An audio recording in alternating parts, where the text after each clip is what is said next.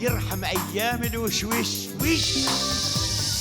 جبنا الديجيتال تيسلينا تيلهينا زي ما جبنا الدش، قلنا زي ما فيك قلب بين المحطات، غير اقلب ساتلايتات، يرحم ايام الوشوش وش.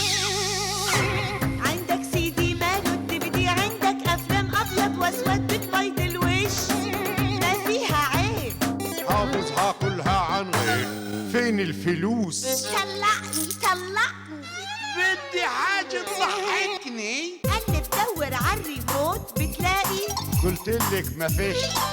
تسمع اخبار، شاكس عاكس نافس هاجم جامد، خبر عاجل. جاءنا هذا الخبر عن جنون البقر. فينو حبيبي فينو، ما إلك إلا هيفا. ناري ناري ناري من جماله. ايه شعبان، بس خلاص. شوف الكاميرا الخفية، الافلام الاجنبية، يا مالهم المذيعين كلهم مكشرين، مريم نور وبس، بدها نعيش على الخاص. عزفالهم المطربات، مالهم المطربين، شكلهم حلو بس مش سامعين. اكبس سر وفر، سوبر موفي تشانل، ابن علي مشبرها علي مثل مسكرها. طب اربح الملايين، مش ملاقين.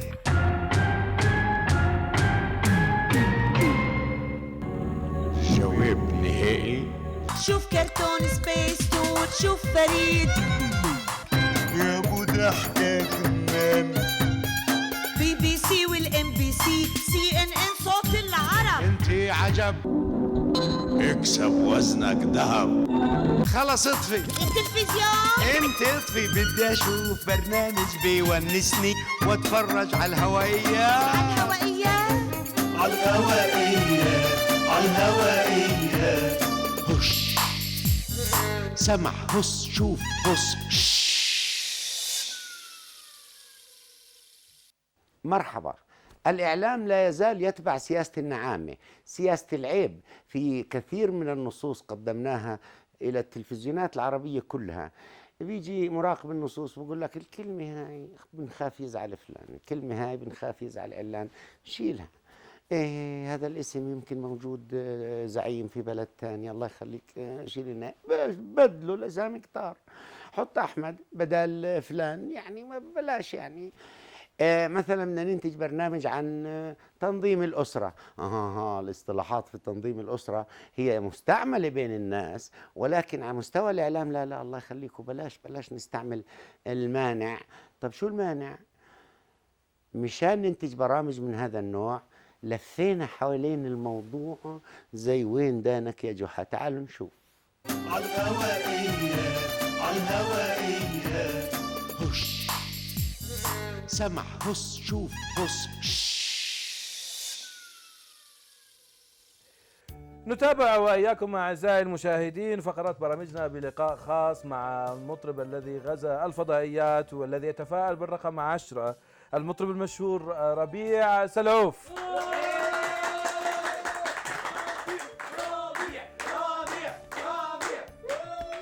مساء الخير سيد ربيع. مساء النور حبيبي. ما شاء الله في لك جمهور ممتاز. الحمد لله ماشي مش بطال. مع اني لا اخفيك سرا انا بعرفكش. انا مش مشهور. اه انا مش معروف. انا بس بغني بالاعراس. فين بتغني؟ بالاعراس. واضح انك مطرب ممتاز. يعني ماشي مش بطال يعني. معك كرت؟ تفضل. هذا كرت الدكان اللي جنبنا، تتصل فيهم بطلبوني انا برد عليك. كويس عشان انا ابن خالتي بده يتزوج الاسبوع الجاي ان شاء الله احنا جاهزين. شكرا. استاذ ربيع تحكي لي ايش سر حبك للرقم 10؟ انا عندي 10 اولاد ما شاء الله، وبعدين كلهم انا معودهم من هم صغار وعمرهم سنتين يشربوا الحليب في حضني.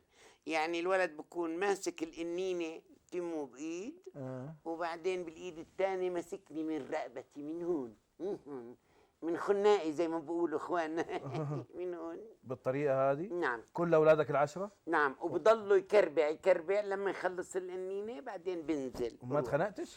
يعني مخنوق شوي يعني. طب وليه يعني ليه بيمسكوا رقبتك كده ليه يعني؟ بيرتاحوا معي. سبحان الله. العشرة كلهم، العشرة كلهم ارتاحوا، وربيتهم على هالطريقة وما زلت بربي. امهم موجوده؟ موجودة، بس الحليب علي. الحليب عندك انت؟ نعم نعم نعم نعم. موزعين الشغل بينكم يعني. نعم نعم نعم كويس. نعم. طيب يعني كل الاولاد تربوا بهذه الطريقه؟ الحمد لله. آه. يعني هم الصحيح هم سبب يعني تأخيري عن الظهور آه. على الفضائيات. هم بطريقة شربهم للحليب. وبعدين بالليل بقدرش اطلع انا على المسرح. 9:30 بكون وقت حليبهم. فبتضطر تقعد. بضطر اقعد في البيت وتروحش المسرح. ما هي الخلفة اللي كتير بتأخرك عن النجاح والشهرة. صحيح. نعم هذه نعم. رسالة موجهة لكل الناس الموجودة نعم الحقيقة. نعم. طب هل تعتبر نفسك مطرب ناجح ولا فاشل؟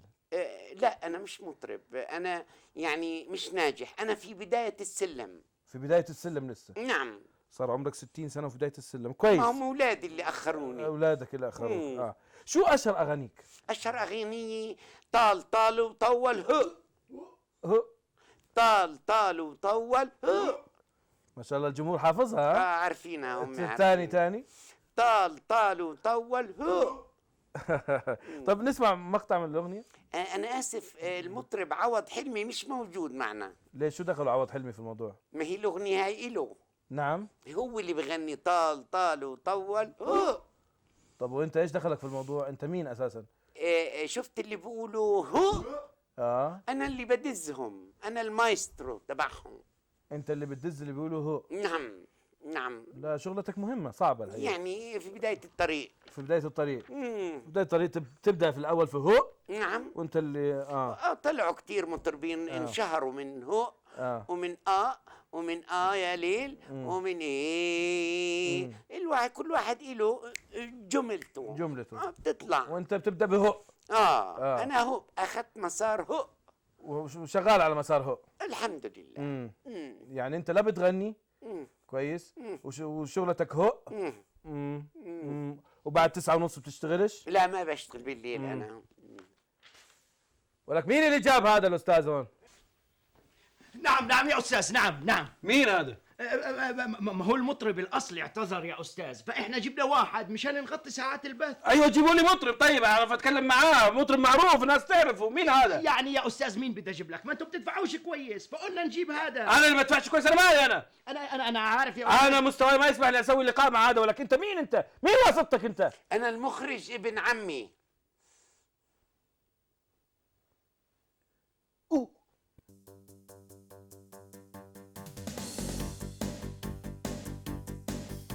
مرحبا، أنا الناقد وفيق أبو رغوة. مين؟ وفيق أبو رغوة. والنعم. تسلم. أثار فيلم العراب بطولة مارلون براندو وآل باتشينو في الجزء الأول من إخراج فرانس كابولا أثار ثورة عاصفة في عالم النقاد والصحفيين، وخاصة الماستر سين، وهذا عنوان البرنامج الذي نقدمه، ماستر سين، أي لقطات أو مشاهد خالدة في عالم السينما العالمية والعربية.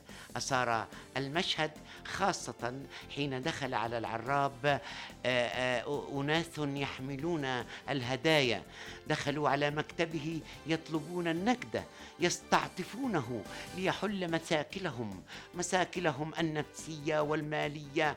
مطرب يريد أن يصبح نجما في فيلم مشهور، لكن المنتج رفض أن يعطيه هذا الدور. هذا المشهد الذي دخل عليه فيه أن الطالبون لمطالب خاصة نود أن نقدمه لكم بالذات لتستمتعوا في هذا المشهد. نبدأ بدخول رجل يطلب النقد من العراب مارلون براندو.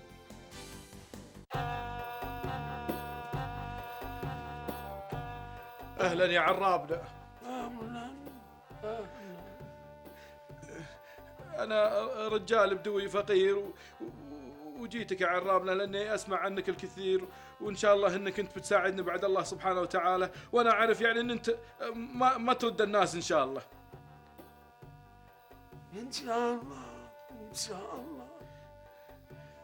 انت ربنا سبحانه وتعالى منعم عليك وعندك المال والجاه والمافيا ما شاء الله، وانا رجال بسيط. كان عندي يعني حلال، وتزوجت بنت الحلال وجبت ولد ثم ولد ثم ولد ثم ولد ثم ولد ثم ولد ثم لا، ما في هذا الاخير. اوكي. لهنا الولد بس، وبعدين جبت بنت ثم بنت ثم بنت ثم بنت ثم بنت، وقفلتها في الاخير بتوم. اوكي، الف مبروك. شو المطلوب؟ الحقيقة أول كان عندي حلال كثير وعندي غنم وعندي نوق حمراء، وبعد ما جبت فريق الأولاد هذول والبنات راح كل شيء وخسرت كل شيء، لأنهم أكلوا الأخضر واليابس وأكلوا النوق وأكلوا الغنم وأكلوا كل شيء، كل ما شاء الله. ما شاء الله ما شاء الله ما شاء الله. بعدها يا عرابنا رحت اطلب المساعده من الناس، والناس ما قصروا ساعدوني، لكن الناس تساعد لي متى؟ الحقيقه الاولاد فيهم مفتوحه على طول، اكلوا الخضر واليابس، وبصراحه عرابنا انا ما ادري ايش اسوي. لا تبكي، لا تبكي. ايش فيه؟ ايش فيه؟ لا تبكي. انت رجل عيب تبكي، عيب. طيب اهدى انت ساعدني، تضربني ساعدني. طيب اوكي دايس، اوكي. انا بدي اساعدك. تسلم. هذا كتاب عن تنظيم الأسرة وتحديد النسل. النسل جاء خلاص. ما انت خلص ما فيش فايدة منك. هذا لأولادك وأحفادك، خليهم يستعملوا هاي الخريطة، هذا الكتاب، إن شاء الله. إن شاء الله. ان شاء الله. إن شاء الله راح تزبط معك. ان شاء الله. تسلم. اوكي. تسلم يا عظامنا. تسلم.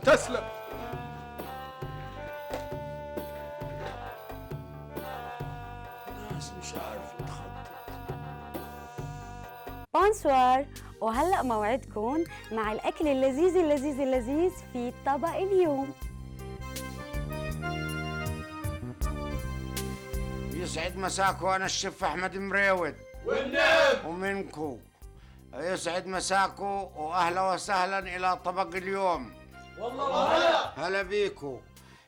طبق اليوم اسمه شاتو بريان مع طرطر صوص. هلا بنجيب أول إشي القلاية. إيش؟ القلاية. قصدك القلاية. نعم. المقادير عندنا قطعة ستيك طرطر شاتو بريان. اديله. حاضر. المقادير: زيت زيتون أخضر، وفلفل أحمر، وطماطم أحمر، وعندك فلفل أسمر، وخبز محمر. هذا للشاتو بريان. أما مقادير الطرطر صوص، على فكرة في كمان طرطر ستيك. الطرطر ستيك أصلها مأخوذة من الطرطر أو التطر. شوف، تطر بالإنجليزي معناها طرطر.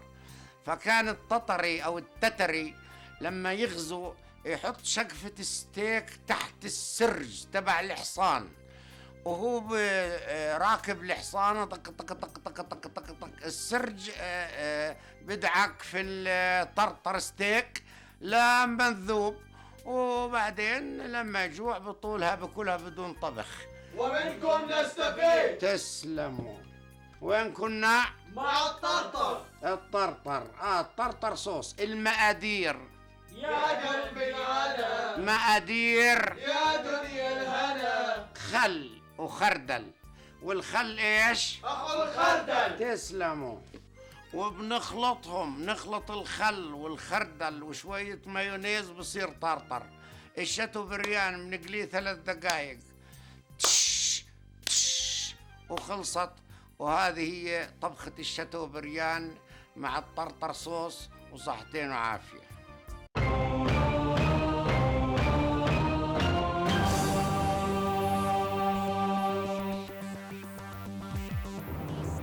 يسعد مساكم واهلا وسهلا فيكم بحلقه جديده من برنامج من سيربح المليون.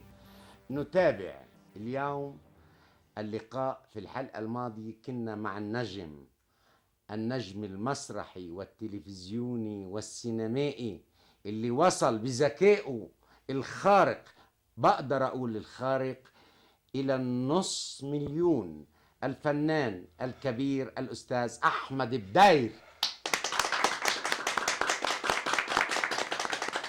الحمد لله. وكمان تحية كبيرة للأستاذ الله أحمد يخليك. بداير. وتحية لجورج. ميرسي حبيبي. وكمان جورج. ميرسي حبيبي. سهل المسائل ها؟ أعصابك هادي. نعم. أعصابك هادي. والله أنا وصلت لنص الطريق، عايز أكمله للآخر. ها؟ حتعمل إيه بالمليون أستاذ أحمد؟ نعم. لو ربحت المليون شو بدك تسوي فيه؟ يعني بصراحة هوزعه. برافو عليك. تحية كبيرة للأستاذ أحمد. أستاذ أحمد، إحنا وصلنا في الحلقة الماضية إلى النص مليون. هلأ السؤال ب750 ألف ريال غير النص مليون؟ غير النص مليون، وإن شاء الله يعني نوصل للمليون. 500 ونص و750؟ لا، ال500 لحالهم. يكملوا. بعدين بيرتفعوا ل 750 ألف، بعدين للمليون. وأنا لو انسحبت دلوقتي آخد ال 500 ولا يعني؟ بإمكانك تنسحب وتاخد ال500 ألف. لا. بتحب تغامر؟ لا مستعد. تغامر؟ جاهز. جاهز؟ جدا. السؤال ب750 ألف ريال. من هو مخترع النظرية النسبية؟ هل هو جراهام بيل، نيوتن، تومسون، أينشتاين؟ انتبه كويس، أينشتاين. أيوه. عالم، هيدا عالم بتاع إيه ده؟ بتاع ذرة ومذرة وحاجات زي هاي. أينشتاين. أينشتاين. فمن هو بين الأربعة؟ نرجو الهدوء في الاستديو، خلوا الأستاذ أحمد بداير يركز. نعم. أستاذ أحمد، أيوه. قلنا أعيد لك السؤال. أتفضل. من هو المخترع للنظرية النسبية؟ هل هو أينشتاين أينشتاين. أم بيل، جراهام بيل، أم نيوتن، أم تومسون؟ أنا فاضل لي كم وسيلة؟ أعتقد ضل لك تتصل بصديق. اتصل بصديق. أينشتاين. أنت عمال تقول أينشتاين. أنت دايما كده تغير الموضوع وكده توقع الناس عشان ما يكسبوش، بس أنا هكسب. اتصل بصديق. اتصل بصديق. مين هو الصديق؟ واحد صاحبي. مين صاحبك؟ ما هو مات، فأنا مش عارف رقم تليفونه. الله يرحمه. الله يرحمه. إذا بدك نتصل فيه يعني ما هي مشكلة. بس أنا مش هقدر أروح له. اللي عايز يروح له يتصل بيه يروح له، أنا مش هروح له. أوكي. هو مش هيرد، مش كده؟ لا، مش هيرد.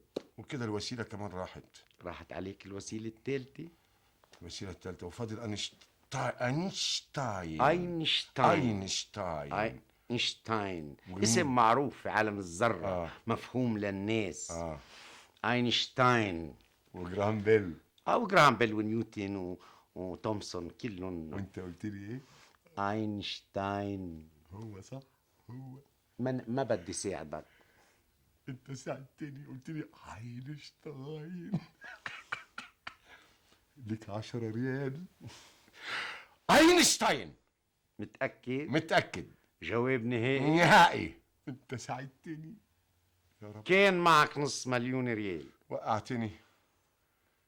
صار معك 750 ألف ريال.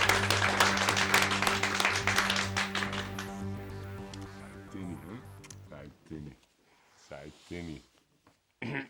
أينشتاين. ركزت عليه يا لئيم. هلا نرجو الهدوء في الاستوديو. بدنا نطرح سؤال المليون ريال. بس انا ما عنديش ولا وسيله فضل خالص. ما فضلش ولا وسيله استاذ. في السؤال اللي جاي برضه قول لي أينشتاين، يعني لا، اللي يطلع صح قول لي ما راح ساعدك لانه هذا سؤال خطير وسؤال المليون. انا اسف. اتفضل.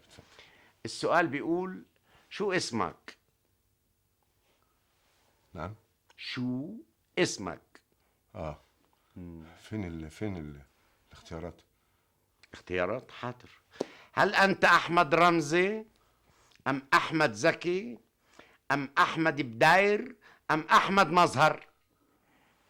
هدوء يا أخوين في الاستوديو لو سمحت. والله العظيم يا رب، والله كنت فاكر. لا حول ولا قوة إلا بالله. نسيت البطاقة خالص. أنا أحمد أوكي. هو أول اسم من اسمه أحمد. يعني صح أحمد صح. وصلت قربت من المليون إلا شوي. أحمد. اتفضل أستاذ أحمد بدير. متشكر قوي. أحمد إيه بقى؟ أحمد إيه يا ربي؟ أحمد إيه؟ أحمد إيه؟ عندنا مين ومين الأربعة؟ أعيد لك السؤال. عندك أحمد رمزي، أحمد زكي، أحمد مظهر، وأحمد بداير. ساعدني أبوس إيدك، ده أنا وصلت المليون عشان خاطري. أنا عارف أحمد رمزي. أمي لما كانت بتناديني تقول لي يا أحمد وما تكملش بقية الاسم. أيوه أبويا في مرة قال لي تعالى أحمد يلا. مش مذكور بالأسماء الأربعة لو سمحت، مش بالخيارات يعني. كان في واحد صاحبي بيقول لي يا أحمد يا أحمد يا أحمد. أيوه صح. اسمي أحمد رمزي.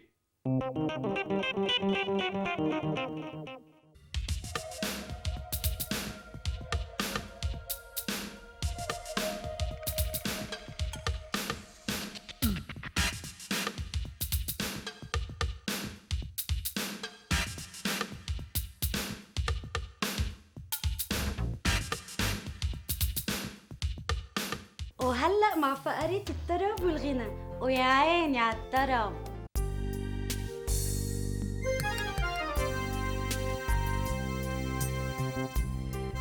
مساء الخير. كل سنة وانتم طيبين وأهلا وسهلا إلى فزورة الأغاني.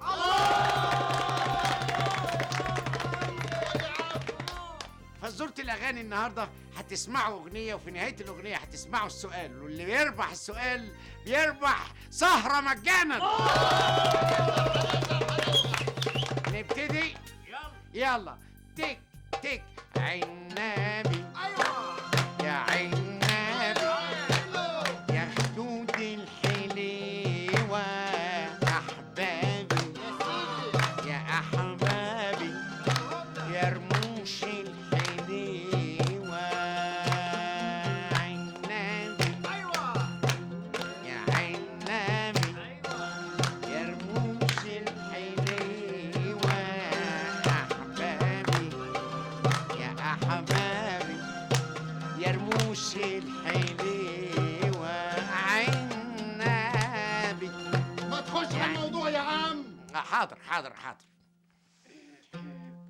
يرضيكوا الحبيب يسيبني من ناره اللي بتدوبني. يرضيكوا الحلوة يسيبني من نار اللي بتدوبني.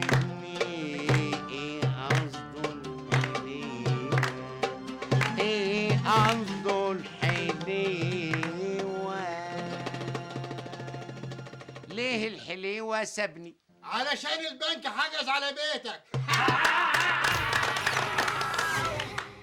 اتاري انا مفضوح بالصحافة.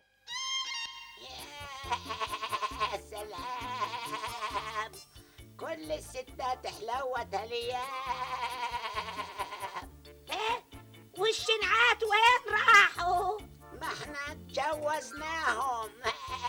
شوف هلأ بنصحك. ها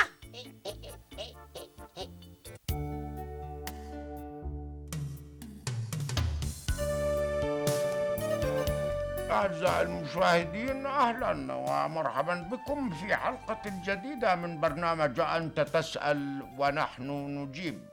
اليوم أجلس مكان زميلي الذي انتقل إلى الإنعاش. جاءني سؤال من المعذب يقول: إذا كان معنى كلمة سبيل هو طريق، فما معنى كلمة سلسبيل؟ سؤال صعب في الحقيقة، ولكن أعتقد أن معناها سلسبيل معناها طرطريق. قد تكون ذلك. من الفران سليم أحمد يقول: مكتبي في الشغل أشبه بالفرن من شدة الحرارة. أيضا ماذا أفعل؟ تحمل يا أخي، لولا الفرن ما أكلت خبز. شوفي يا أبي من مرضه، هكذا يقول صاحب الرسالة ميم لام عين. شوفي يا أبي من مرضه ومع ذلك بقي في المستشفى وهو ليس مريضا. لماذا بقي طوال هذه المدة؟ تجمل بالصبر يا أخي، يبدو أن الممرضة جميلة. هناك السائلة ميم نون تقول: لماذا يقف أخي أمام المرآة ويسبل عينيه كأنه يغمضها؟ قد يكون ليرى نفسه وهو نائم يا أختي. سؤال من الزوج جميل أحمد علي يقول: مرتي تشبه حماتي فماذا أفعل؟ يا سيدي افرح واحمد ربك، هي صار عندك حماتين. سؤال أيضا جاءني من لام ميم نون: كيف تعرف الأرنب من الأرنبة؟ بسيطة يا أخي، هذا ترمي حجر عليه فإن هرب فهو أرنب وإن هربت فهي أرنبة.